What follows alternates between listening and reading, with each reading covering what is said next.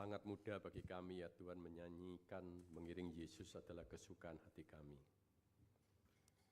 Sangat mudah bagi kami untuk menyanyikan lagu ini dengan mengatakan mengiring Yesus adalah kekuatan bagi hidup kami.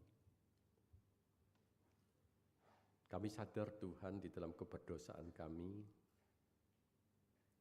lebih sering untuk meminta kepada Yesus mengiring akan hidup kami tanpa kami mengiring Yesus.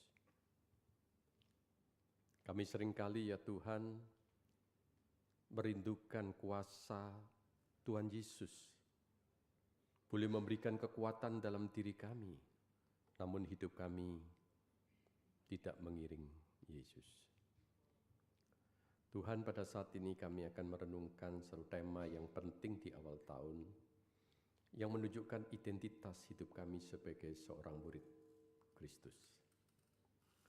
Tuhan, tolonglah di dalam kelemahan pikiran hati kami pada saat ini. Kiranya Roh Kudus yang akan mengurapi hati dan pikiran setiap kami, supaya sungguh ya Tuhan pada saat firman Tuhan diperdengarkan, kami sungguh-sungguh boleh memahami sepenuhnya apa maksud Tuhan untuk hidup kami sebagai murid Kristus. Apa maksud Tuhan memberikan keselamatan dan Engkau datang ke dalam dunia dan menjadikan kami sebagai anak-anak-Mu. Tuhan, tolonglah supaya kami boleh menyadari dan memahami, dan sekaligus ya Tuhan di sepanjang tahun 2026 ini kami menjalani satu kehidupan yang boleh berkenan di hati Tuhan. Satu kehidupan yang kami boleh persembahkan sebagai persembahan yang hidup, yang kudus dan yang berkenan di hati Allah. Inilah doa kami ya Tuhan yang jauh dari sempurna, yang kami alaskan di dalam satu nama, Tuhan Yesus Kristus. Amin. Shalom, selamat pagi. Baik yang ada di gedung ini, lantai 1, lantai 2 maupun yang ada di Zoom ya, ataupun yang di YouTube. Saya pertama-tama menyampaikan selamat tahun baru kepada Bapak Ibu dan sahabat-sahabat muda di sini. Saya doakan kiranya kita boleh hidup dengan pertolongan, dengan lingkupan dari kasih Tuhan, dengan penyertaan serta kuasa Roh Kudus yang boleh bekerja di dalam diri kita sebagai seorang murid Kristus. Hari ini temanya adalah arti murid sejati. Mari kita akan bersama-sama melihat di dalam Matius pasal 16 ayat 24 sampai 27. Saya bacakan untuk Bapak Ibu dan sahabat muda. Lalu Yesus berkata kepada mereka, "Jika seseorang mau menjadi pengikutku, ia harus menyangkal dirinya, memikul salibnya dan mengikut aku. Sebab siapa mau menyelamatkan nyawanya, ia akan kehilangan nyawanya. Siapa yang kehilangan nyawanya karena aku, ia akan memperolehnya.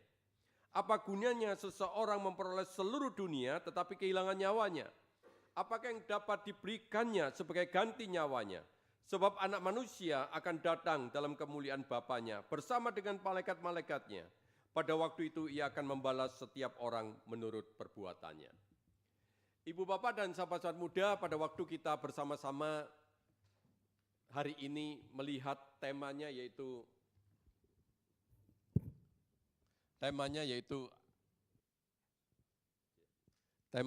arti murid sejati. Kami yakin Bapak Ibu dan sahabat muda berpikir gitu ya, kok temanya seperti ini? Atau bahkan ada yang mengeluh, ini tema yang zaman kuno yang sudah selama ini sudah kita dengar, yang sudah kami dengar, kok diulangi kembali? Atau mungkin kita sudah merasakan, setiap kali ke gereja berbicara tentang murid, tentang bagaimana kita menjadi seorang murid Kristus. Saudara, kita merasa bosan mungkin dalam diri kita. Saudara, pada waktu saya merenungkan akan bagian ini, walaupun saya seringkali berbicara tentang arti murid sejati, saudara, saya diperlihatkan oleh Tuhan, ada satu fakta yang menarik adalah, sebenarnya dalam kehidupan kita sebagai anak-anak Tuhan, kita seringkali meyakini bahwa dalam hidup kita ini adalah sebagai seorang yang menerima keselamatan. Tadi sudah disebutkan, saudara, kita percaya kepada Yesus Kristus, maka keselamatan itu ada di tangan kita.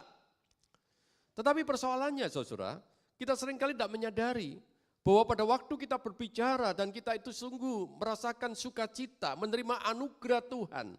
Bahwa Yesus telah datang ke dalam dunia, menyelamatkan dosa kita, memberikan kepada kita jaminan hidup yang kekal. Saudara, kita itu kemudian tidak pernah kemudian menyadari bahwa ada satu paket yang tidak boleh kita lupakan. Yaitu kalau kita sudah menerima Yesus sebagai juru selamat pribadi, kita menerima keselamatan. Kita yang dulunya adalah budak dosa, sekarang menjadi hamba Kristus. Yang dulunya kita adalah orang yang di bawah hukum dosa, sekarang ini kita sudah dimerdekakan oleh Kristus. Kita adalah anak-anak Allah. Saudara, hidup kita itu sebetulnya sudah berubah, yaitu menjadi murid Kristus. Sehingga dalam diri kita, saudara, kita harus sadar, ini adalah semacam yang boleh saya gambarkan bayi kembar Siam. Kita itu sudah menerima keselamatan, tapi pada waktu sudah menerima keselamatan, yang satu paket itu adalah pada saat yang sama kita sudah menjadi murid Kristus. Jadi oleh karena itu, kalau kita menjalani kehidupan sebagai seorang murid Kristus, itu bukan opsional, saudara. Dalam kehidupan ini kita seringkali justru mau enaknya, saudara. Ya, setiap kali orang itu selalu mau enaknya. Kita mau yang paling enak dari Tuhan.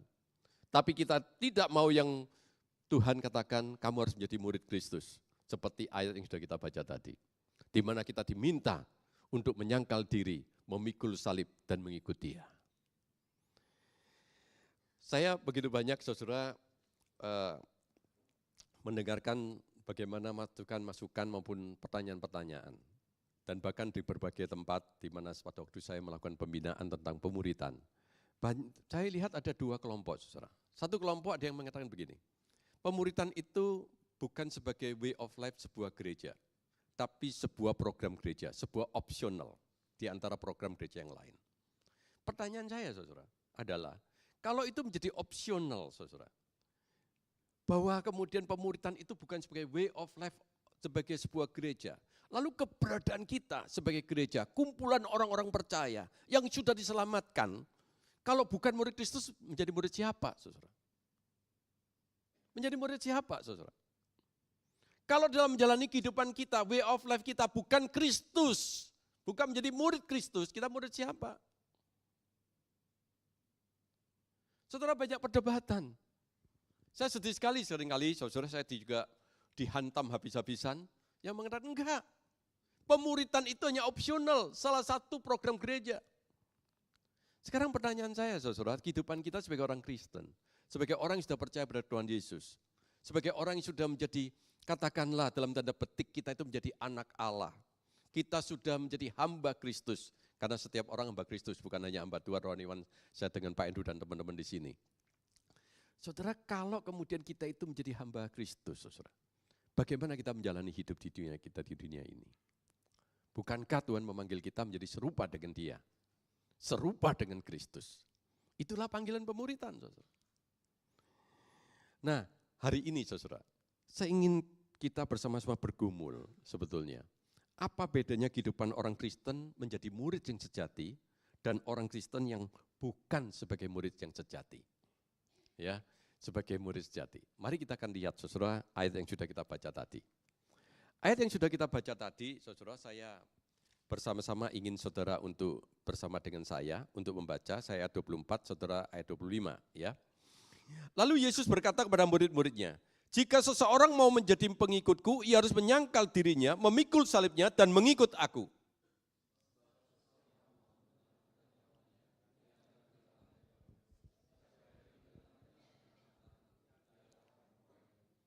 Apa gunanya seseorang memperoleh seluruh dunia tapi kehilangan nyawanya? Apakah yang dapat diberikannya sebagai ganti nyawanya?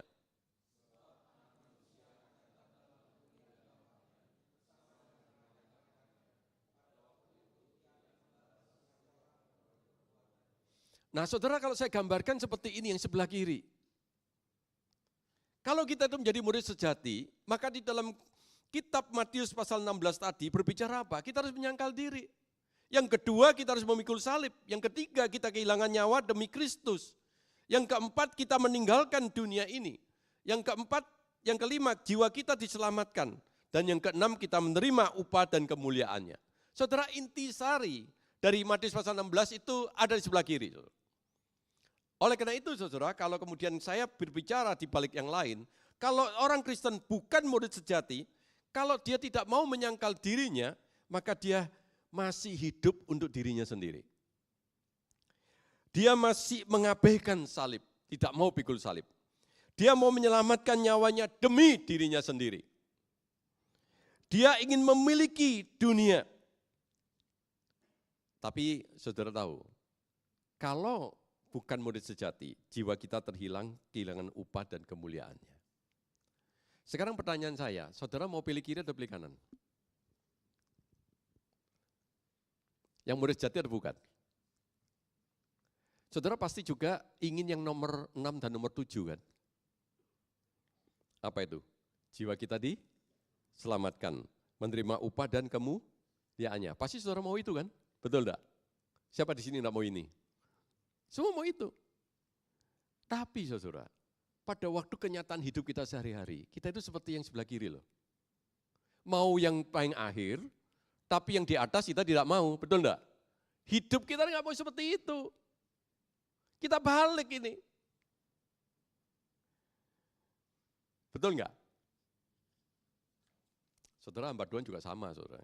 Jangan pikir enggak, maksudnya seorang rohaniwan juga seringkali juga bisa terjatuh dalam hal seperti ini. Makanya banyak hamba Tuhan yang jatuh. Betul ya, saudara, barusan ini kan ada hamba Tuhan yang jatuh, sedih sekali, penulis buku yang luar biasa kan. Ya, seorang penulis buku yang begitu produktif tapi jatuh. Saudara. Sekarang kita itu harus sadar, saudara, apalagi di awal tahun. Kita harus sadar identitas diri kita itu adalah murid Kristus. Kalau identitas kita itu murid Kristus, maka jelas yang pertama, saudara, mengikut Yesus itu harus menyangkal diri. Saudara, kalau kita lihat di dalam ayat 24, dikatakan jika seseorang mau menjadi pengikutku, ia harus menyangkal dirinya. Kata menyangkal itu artinya secara totalitas memungkiri diri. Dalam konteks ini Tuhan Yesus jelas mengajarkan para murid yang sejati harus memiliki satu komitmen yang total, meninggalkan kepentingan diri sendiri, meninggalkan kepuasan dirinya sendiri, meninggalkan keegoisan dirinya sendiri. Demi Kristus, dia bersedia untuk melakukan peperangan rohani di dalam dirinya. Saudara, kalau kita melihat inti dari kata menyangkal diri itu yang pertama meninggalkan kepentingan sendiri, keegoisan diri demi Kristus. Kita tidak boleh seenaknya kita sendiri. Kita tidak lagi hidup menurut apa yang kita mau. Saudara, kepentingan Kristus di atas segala-galanya. Itu yang harus ada di dalam diri kita. Kita melepaskan hak kita kepada Kristus. Kehendak kita kepada kehendak Kristus. Jadi orang itu meninggalkan kenyamanan diri dan kepuasan diri itu demi Kristus itu harus ada di dalam diri kita. Rasul Paulus itu adalah seorang yang menganiaya para murid Kristus. Tapi kemudian dia bertobat menjadi murid Kristus, maka kemudian ada satu kesadaran di dalam dirinya sendiri. Dia ingin mengatakan satu hal, saudara, di dalam dirinya. Hidupku ini bukan aku lagi, tapi Kristus yang hidup di dalam aku. Hidup yang sekarang aku hidupi secara jasmani adalah hidup oleh iman dalam anak Allah yang telah mengasihi aku dan menyerahkan dirinya untuk aku. Saudara, dalam bagian ini jelas Rasul Paulus itu memberikan kepada kita satu pengajaran yang penting, hidupku ini bukannya hidupku aku lagi, bukan aku lagi. Tetapi Kristus yang hidup di dalam aku. Paulus sadar di dalam dirinya ini adalah murid Kristus. Kalau sudah murid Kristus, maka hidup kita adalah milik Kristus.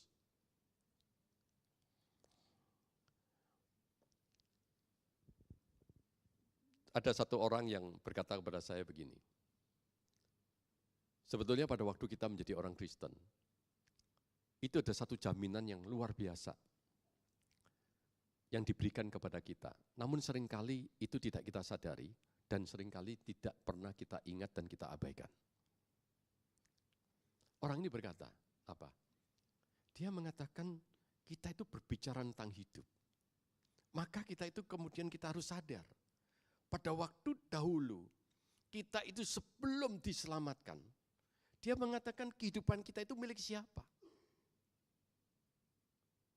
Kalau pada waktu kemudian kita itu berdosa, hidup kita itu adalah milik iblis, dia mengatakan. Itu adalah milik penguasa dosa. Tapi pada waktu kita diselamatkan, hidup kita itu menjadi milik Kristus. Karena kita telah dibeli secara lunas oleh darah Kristus. Maka hidup kita itu sepenuhnya milik Kristus. Orang ini kemudian mengatakan, kalau hidup kita itu milik Tuhan, bukankah itu sesuatu yang seharusnya kita sadari? Sesuatu yang membanggakan kita. Sesuatu nilai, satu harga yang begitu sangat berharga. Karena hidup kita bukan kita lagi, tapi hidup adalah milik Kristus. Lalu Paulus juga ngomong, saudara, di dalam Roma pasal 14 ayat 8. Sebab jika kita hidup untuk Tuhan, dikatakan. Untuk Tuhan. Dan kita mati untuk Tuhan. Baik bagi hidup atau mati, kita adalah milik Tuhan. Saudara, Paulus itu mengatakan, dengan satu kenyataan di dalam kehidupan kita, orang yang sudah diselamatkan, saudara tidak perlu takut. Baik hidup maupun kita mati, semuanya kehidupan kita itu seutuhnya dalam milik Tuhan. Pada waktu saya merenungkan akan bagian ini, saudara, justru disinilah kita melihat bahwa pada waktu kita tahu hidup dan mati kita itu adalah milik Tuhan, maka seharusnya kita sadar bahwa hidup kita itu harus selaras, serupa dengan Kristus. Hidup kita itu harus selaras, serupa dengan Kristus. Karena kita mati dan hidup menurut adalah milik Kristus. Kita hidup dan mati adalah milik Kristus. Kita harus hidup selaras dengan Kristus. Mau pada waktu kemudian kita hidup selaras dengan Kristus, maka dikatakan apa? Saudara, kita harus berani menyangkal diri. Yang lama, hidup kita yang lama, selesai, beres, tidak kita ulangi lagi. Bentuk penyangkalan diri. Yang dulu kita pikir itu enak, ya. Kemudian kita mau terusin, nggak bisa. Kita harus mengatakan ini telah selesai. Kemudian cara hidup kita yang lama itu, saudara, yang mungkin convenience. Saudara, kalau orang itu cara hidupnya dirubah itu enggak convenience, betul enggak ya? Saudara, orang tua itu disuruh pindah rumah aja enggak mau. Karena apa, saudara? Karena enggak convenience, ada cara hidup yang berbeda, ya. Waktu saya di Jakarta, mama saya di Malang, saya mau minta pindah ke Jakarta, enggak mau. Karena lihat ribetnya Jakarta, macetnya Jakarta, dia enggak mau, langsung dia mengatakan enggak mau. Saudara, cara yang lama itu harus kita tinggalkan. Jadi kemudian di dalam diri kita juga berpikir, semua pikiran-pikiran kita yang lama itu, yang kita pikir, yang kita handalkan itu, saudara, itu harus menjadi urutan yang kedua setelah pikiran Kristus. Menyerahkan seluruh kehendak pikiran kita kepada pikiran Kristus. Nah, contohnya begini bagi teman-teman yang profesional dan pelaku usaha di sini. Saudara, kalau kita itu tahu identitas kita itu adalah milik Kristus, maka janganlah jadikan karir itu sebagai identitas utama kita. Tapi identitas kita itu adalah murid Kristus. Kalau kita jadi pengusaha, pengusaha yang murid Kristus. Kalau kita menjadi seorang profesional, profesional yang murid Kristus. Kalau kita menjadi seorang guru, guru yang menjadi seorang guru yang menjadi murid Kristus. Seorang student, seorang mahasiswa, kita adalah mahasiswa, tapi mahasiswa yang adalah murid Kristus. Saudara, ini yang harus dikatakan di dalam diri kita adalah bahwa kita perlu menyangkal diri itu. Enggak gampang. Karena apa, saudara? Karena seringkali pada waktu situasi kita menghadapi orang dunia, maka yang terjadi adalah menerapkan kebenaran Kristus kepada dunia, itu pasti tidak diterima. Pasti terima enggak? Enggak diterima. Enggak gampang. Seorang teman itu dia punya karir tapi di pemerintahan. Tapi dia juga ngomong sama saya enggak gampang Pak meningkat karir saya. Saya lebih gampang meningkat karir saya kalau saya menyembunyikan identitas saya sebagai murid Kristus. Tapi dia rela berkorban. Dia bilang, sudahlah, pokok yang penting saya lakukan ini. Sehingga pada waktu kemudian dia menjalani yang seperti itu, dia mengatakan, inilah yang saya dikatakan menyangkal diri itu tidak gampang. Saudara, kita tahu kita hidup di dalam kedagingan. Sangat sulit, saudara. Tetapi saudara, yakinlah bahwa pada waktu Tuhan itu memberikan tugas yang demikian berat, tapi juga demikian mulia dalam hidup kita ini. Kita itu tidak sendirian, saudara. Kita melihat bagaimana Tuhan itu telah mengirimkan Roh Kudus yang bekerja di dalam diri kita, yang menerangi hati dan pikiran kita, dan kuat kuasa Roh Kudus itu yang memampukan kita untuk melakukan kebenaran itu di dalam hidup kita. Amin. Kita harus tahu, kita harus yakin ada kekuatan dari Allah Roh Kudus yang bekerja untuk melakukannya. Saudara, pada waktu yang lalu, saya tadi juga cerita, saudara. Saya sebelum jadi hamba Tuhan adalah seorang pedagang, saudara. Nggak gampang, saudara, menjadi seorang pedagang, apalagi diuber-uber. Saudara tahu ya, yang sekarang lagi luar biasa gencarnya itu ya. Saudara harus berurusan dengan perpajakan, berurusan dengan apapun, semua itu nggak gampang, betul enggak? Tapi bagaimana kemudian saudara kita sebagai seorang pengusaha itu melakukan, tetap menomorsatukan identitas kita itu. Nggak gampang. Harus berjuang mati-matian. Harus berjuang secara luar biasa. Seorang rekan hampir 2 bulan yang lalu cerita sama saya. Bagaimana dia berjuang untuk masalah-masalah yang seperti ini. Dia mengatakan, saya sudah melakukan yang terbaik, tapi tetap salah, tetap diberikan penalti. Tapi saya akan berjuang, walaupun harus masuk ke pengadilan.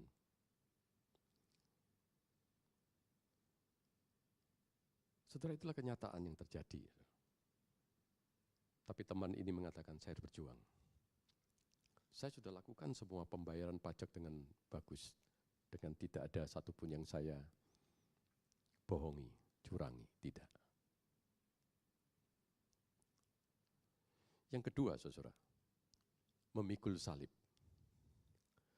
Saudara, di dalam ayat ini dikatakan bukan kita harus menyangkal saja, tapi memikul salib.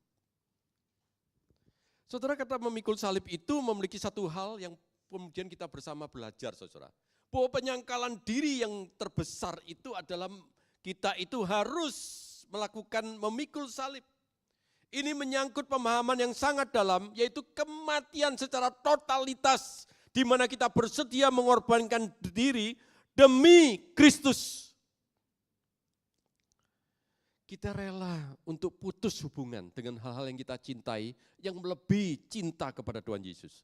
Saudara berani enggak itu putuskan?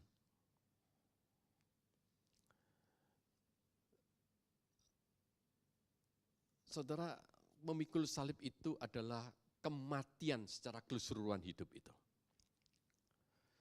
Tapi juga kita itu harus diminta, saudara, di dalam diri kita ini untuk mematikan segala egoisitas dan kepentingan diri.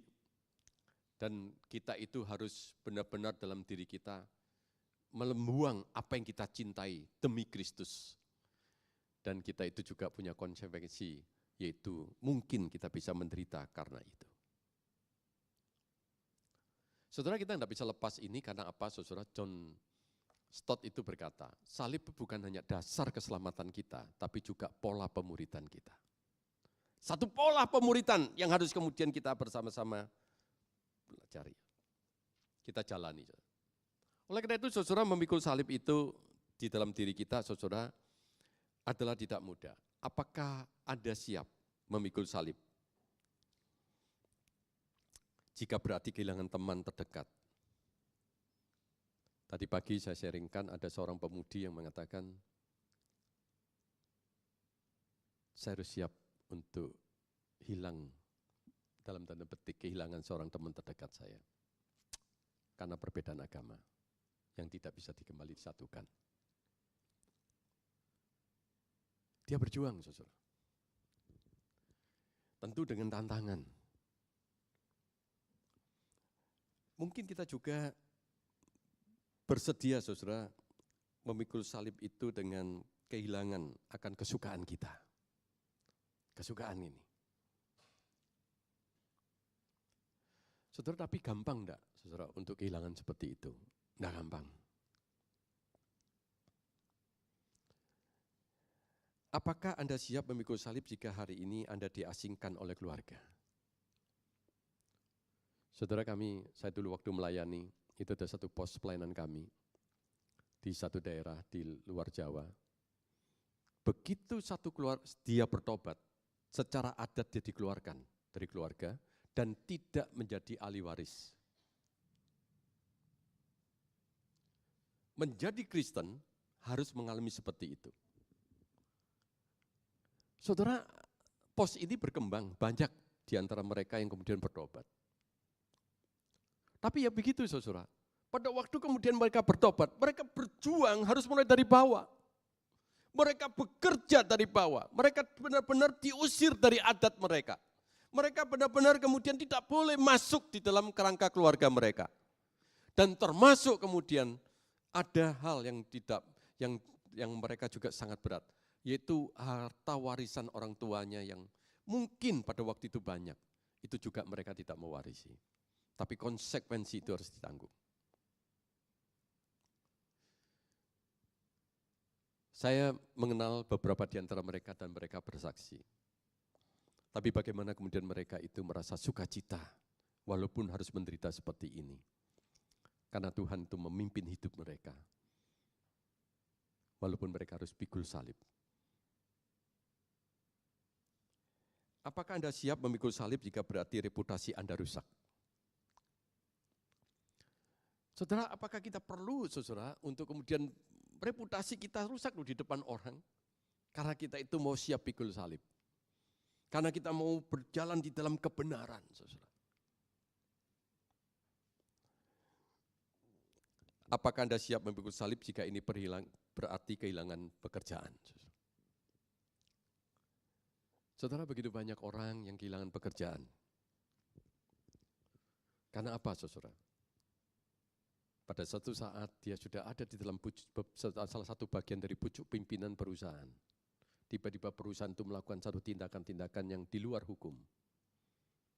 Yang melanggar hukum. Saudara, dia harus ambil keputusan. Apa yang harus saya lakukan ini? Saudara itu bergumul, kehilangan pekerjaan. Sehingga seorang teman saya mengatakan, pada waktu saya bergumul, Pak, banyak orang ngomong apa?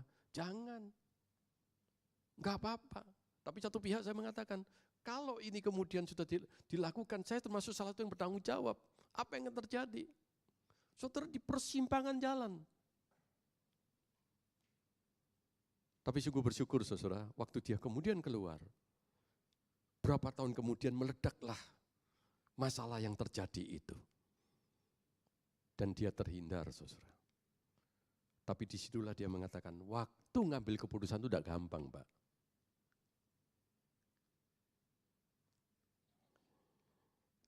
Saudara, yang ketiga, Tuhan mengatakan mengikut Yesus, saudara. Saudara, mengikut Yesus itu artinya apa, saudara? Tadi dikatakan mengiring Yesus itu adalah kesukaan kita. Saudara, di dalam bagian ini, Tuhan Yesus itu tidak berkata begini, kamu mengikut Yesus itu bukan opsional. Kenapa? Karena dalam bahasa aslinya itu artinya terus-menerus mengikut Yesus sepanjang hidup. Mengikut Yesus.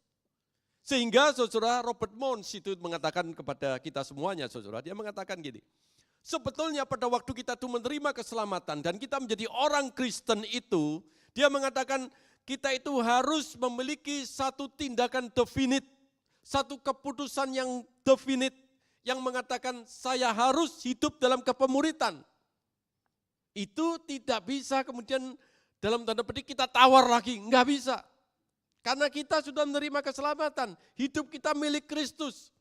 Maka perlu ada satu tindakan definit, kita mau hidup mengiring Yesus, hidup mengikut Yesus sepanjang hidup kita.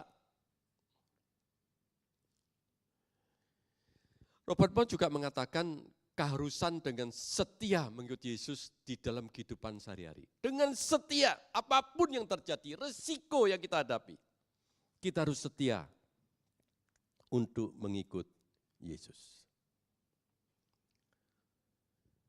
Bagaimana kasih kita itu mengikut Yesus? Kita itu mengiring. Bukankah Yesus tidak kelihatan di depan kita ini? Kemudian bagaimana kita ikut? Tapi saudara, mengikut Yesus itu di dalam kehidupan kita adalah pada waktu kita punya pikiran kita seperti pikiran Kristus, kita punya hati kita seperti hati Kristus, kita punya perbuatan kita seperti perbuatan Kristus, itulah arti kita mengikut Yesus. Jadi oleh karena itu saudara, dalam kehidupan kita itu harus sungguh-sungguh kita itu tahu, saya itu ikut Yesus. Saya harus punya pikiran seperti pikiran Yesus, saya punya hati seperti hati Kristus. Saya punya perbuatan seperti perbuatan Kristus. Sehingga saudara di dalam kitab Lukas itu dikatakan begini. Sebab anak manusia datang untuk mencari dan menyelamatkan yang hilang. Artinya apa saudara? Dia itu datang ke dalam dunia untuk mencari kita yang terhilang ini. Mencari kita yang sudah tergeletak. Yang kita itu sungguh-sungguh telah terpuruk dalam kehidupan keberdosaan kita. Yang tidak punya satu pengharapan dalam hidup kita. Enggak punya kita ini. Kenapa? Karena kita itu sudah hidup di dalam kematian yang kekal itu. Tapi dia mau datang membayar dosa kita. Dia mau datang untuk memberikan kepada kita keselamatan.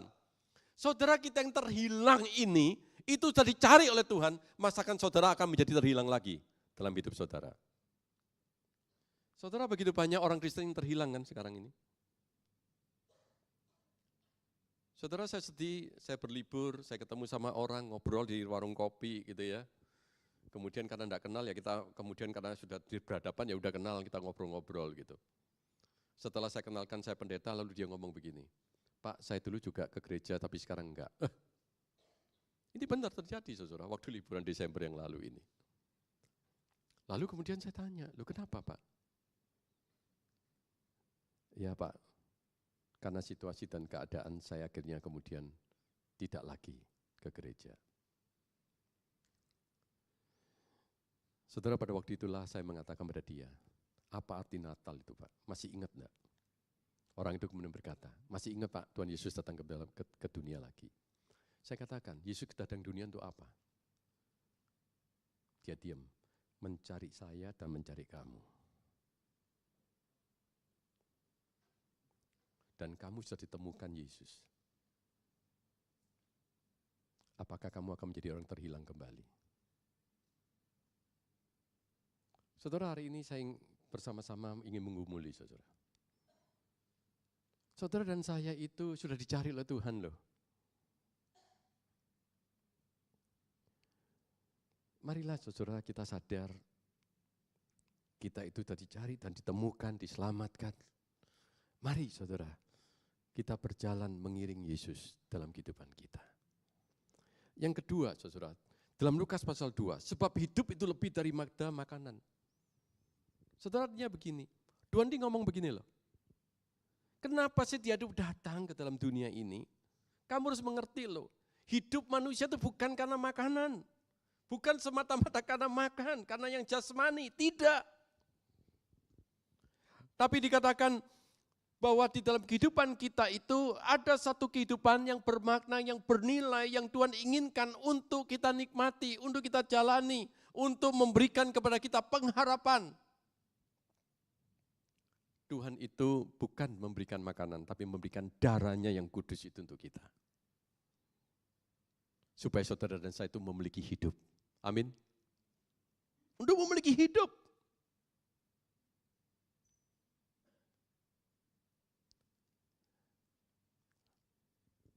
Saudara jangan berpikir bahwa Tuhan itu hanyalah sebagai seorang cukong yang memberikan saudara berkat itu saja. Saudara. Kita seringkali terpaku hanya pada yang seperti itu. Tapi yang lebih utama, Tuhan itu memberikan darahnya yang kudus itu. Untuk hidup saudara dan saya. Dia rela datang ke dalam dunia ini, saudara. Untuk apa, saudara? Karena saudara dan saya tidak mampu untuk membayar hutang-hutang dosa saudara dan saya. Kita tidak mampu membayar hutang-hutang dosa kita sendiri. Dia yang melunasi seluruh hutang dosa kita sampai pada ketuntasannya. Amin. Itulah dia memberikan hidup itu, saudara. Oleh karena itu, saudara, saya itu senang dengan tulisan dari John Piper. Saudara. Dia ngomong begini, nanti dulu. Kalau mendengarkan firman Tuhan tadi, dari Matius pasal 16 itu, John Piper mengatakan begini, Tuhan itu tidak ingin menjebak Anda dengan umpan atau tombol untuk mengikut dia. Ini seolah-olah sebagai firman Tuhan, lalu kita itu sebagai tombol atau umpan untuk ikut dia. Enggak. Tuhan juga merindukan kita. Dia mengatakan, untuk tahu tentang harga yang harus dibayar. Berapa harga yang harus kita bayar? Sehingga pada waktu kemudian Tuhan memberikan perintah firman Tuhan ini, dia juga mendesak kita untuk menghitung berapa harga yang kita bayar. Kenapa, saudara? Karena Tuhan Yesus sendiri dalam Lukas pasal 14 ayat 28 itu mengatakan begini, sebab siapakah di antara kamu yang kalau mau mendirikan sebuah menara tidak duduk dahulu membuat anggaran biayanya? Apakah uangnya cukup untuk menyelesaikan pekerjaan itu? Betul enggak, saudara? Harus hitung kan? Atau ayat 31, atau raja manakah yang kalau mau pergi berperang melawan raja lain tidak duduk dahulu untuk mempertimbangkan apakah dengan 10.000 orang ia sanggup menghadapi lawan yang mendatanginya dengan 20.000 orang? Suruh ngitung. Saudara ngitung enggak sekarang? Saudara, kita diminta untuk menghitung sekarang sama Tuhan. Untuk menyangkal, untuk memikul salib, untuk mengikuti dia. Ayo saudara hitung sekarang, untung ruginya. Nah saudara, John Piper itu mengatakan satu kalimat yang penting, saudara. Mengikut Yesus memang dapat membawa kita mengalami penderitaan dan kematian. Namun jalannya menuju kepada terang, kehidupan dan kebenaran. Yesus berjanji, aku menyertai kamu senantiasa sampai pada akhir zaman. Dan di mana Yesus hadir, di situ ada sukacita. Sukacita dalam penderitaan sekarang, namun tetap adalah sukacita. Artinya apa, saudara? Tuhan ini ngomong begini loh. Kalau hidup kita itu milik Kristus, mati kita juga milik Kristus. Saudara, di dalam kehidupan kita ini, kita itu menikmati akan kehadiran Kristus, kehadiran Yesus di dalam hidup kita itu sepanjang masa, sampai kekekalan.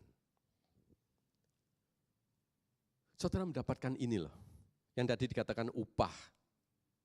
Saudara dapat ini loh, Tuhan itu hadir dalam hidupmu. Apapun yang terjadi sampai kematian yang paling mengerikan, Tuhan itu hadir untuk hidup kita. Dan kemudian janji Tuhan adalah apa, saudara? Mari kita akan melihat Yohanes 15 ayat 11. Ayo kita baca bersama-sama. Semuanya ini kukatakan kepadamu, supaya sukacitaku ada di dalam kamu, dan sukacitamu menjadi penuh. Saudara, dalam bagian ini Tuhan ini mengatakan apa? Kalau ada kehadiran Tuhan, ada satu sukacita yang stabil, satu cita yang bersifat kekal, satu sukacita yang bukan bersifat pleasure, kesenangan sesaat, tidak, tapi sepanjang kekekalan yang memberikan kepuasan di dalam jiwa kita, karena secara ilahi itu diberikan. Saudara, bukankah kita seringkali melihat begitu banyak orang kesaksian-kesaksian saudara yang ada di dalam penderitaan? Karena Kristus itu mereka tetap bersukacita, masih bisa tersenyum dan sukacita. Saudara, saya tidak sebutkan negaranya. Saya ada seorang misionaris yang datang yang melayani, tapi penuh dengan pressure. Saudara, setiap saat dia bisa didatangin oleh petugas keamanan. Dia setiap minggu harus lapor sekian kali ke kantor polisi. Saudara, saya tidak sebut negaranya. Tapi saudara tahu enggak, pada waktu saya bertemu dengan mereka-mereka ini, yang membuat saya itu iri apa? Saudara, muka mereka bukan kemudian cemberut, kemudian sedih, susah begitu enggak. Tapi mereka cerita itu dengan senyum dan sukacita yang luar biasa. Sehingga pada waktu kemudian saya bercakap-cakap dengan mereka, saya itu merasa, aduh kok seperti ini ya, luar biasa ya. Mereka penuh sukacita.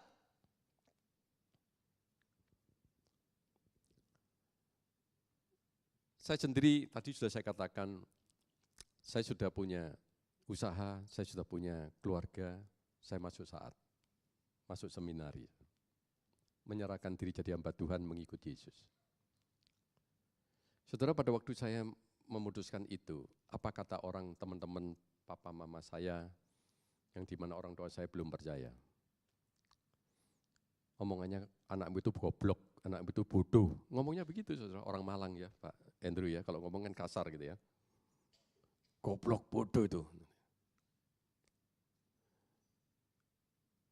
Lalu hal yang dikatakan gini, mau makan apa kamu sebagai seorang pendeta?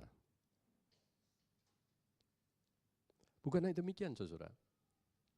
Yang dulunya mereka itu menjadi sahabat pada waktu bertemu di kedukaan atau di tempat orang menikah. Saudara, cara menyambut, cara kemudian berteman sudah berbeda. Karena dianggap apa? Ini orang miskin karena sudah masuk sekolah teologi ini.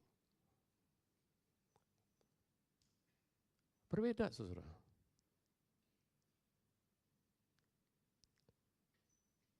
Seorang teman yang biasanya dengan kita itu sangat bisa kumpul bersama gitu ya, ngobrol-ngobrol teman-teman, mulai hilang saudara satu-satu.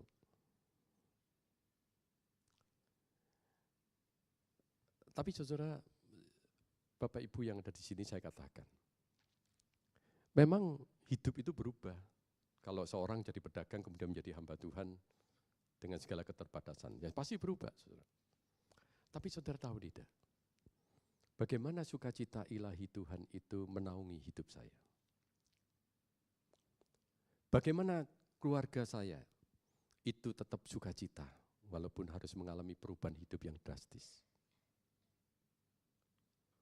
Saudara, bagaimana kemudian kehidupan saya ini, saudara, bersama dengan keluarga. Walaupun kemudian mengalami jatuh bangun yang luar biasa, saudara. Tapi disitulah, saudara, ada sukacita ilahi yang tidak bisa saya ceritakan.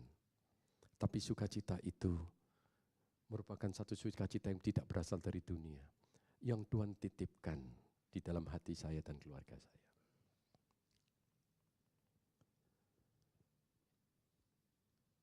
John Piper mengatakan, hitunglah itu. Sukacita ini enggak kamu dapatkan karena pleasure yang ada di dunia.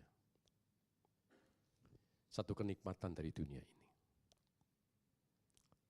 Tapi sukacita ilahi yang Tuhan anugerahkan dalam hidup kita, itu jauh melampaui sukacita duniawi. Amin. Mari kita jalani, saudara. Mungkin saudara jatuh bangun, tidak apa-apa, saudara. Saya dulu juga jatuh bangun.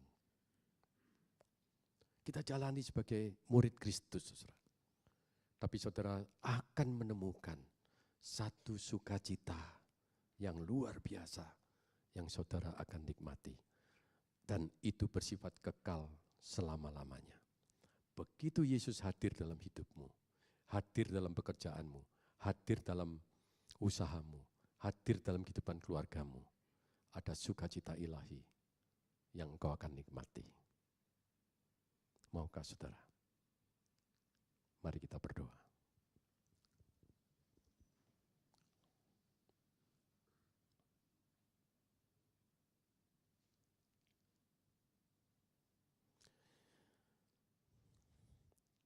Mari kita merenungkan bagian ini. Keselamatan yang kau terima adalah satu paket dengan hidup sebagai seorang murid Kristus. Hidup sebagai seorang murid Kristus itu bukan opsional, tapi satu paket dengan keselamatan yang Tuhan berikan di dalam hidup kita. Sehingga saudara menikmati anugerah keselamatan itu dengan sempurna, dengan sukacita ilahi yang menyertainya. Saudara, kita pasti akan jatuh bangun. Tapi saudara, biarlah tahun 2026 ini kita buka dengan satu tekad, aku mau menjadi murid Kristus. Walaupun harus menghadapi tantangan, tapi mulailah sekarang. Dunia ini menawarkan sukacita yang semu, tetapi Allah berjanji memberikan sukacita ilahi yang melampaui segala sukacita di dunia ini.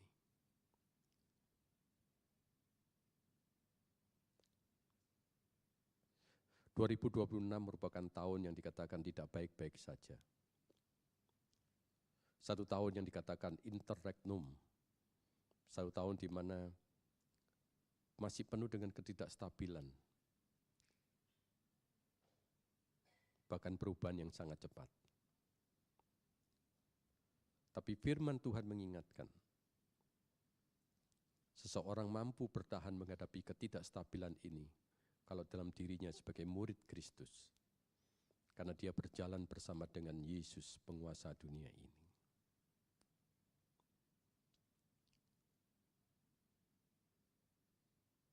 Berdoalah di dalam hati kita masing-masing.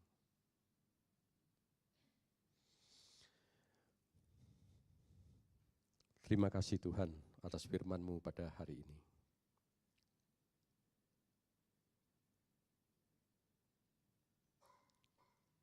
Mampukan kami Tuhan melalui kuasa Roh Kudus-Mu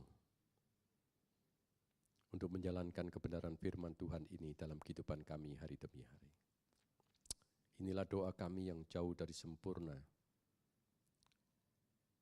Hanya kami alaskan di dalam nama Tuhan Yesus Kristus yang adalah Gembala Agung kami.